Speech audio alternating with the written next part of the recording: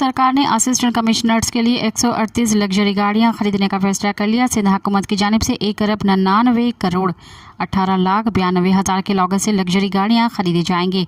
138 4x4 double cabin खरीदी जाएंगे। वज़ीर आला सिंध मुराद अली शाह ने समरी मंजूर कर ली। समरी 2 सितंबर 2024 को मंजूर की गई। महकमा सर्विसेज जनरल एडमिनिस्ट्रेशन और कोऑर्डिनेशन ने ख़त अर्सा कर दिया। ख़त सेक्रेटरी खजाना फयाज अहमद जतोई का अर्सा किया गया।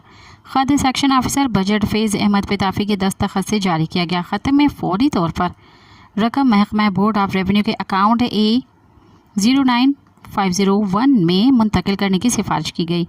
अफसरान के लिए गाड़ियाँ खरीदने के लिए रकम मुख्तस कर दी गई थी।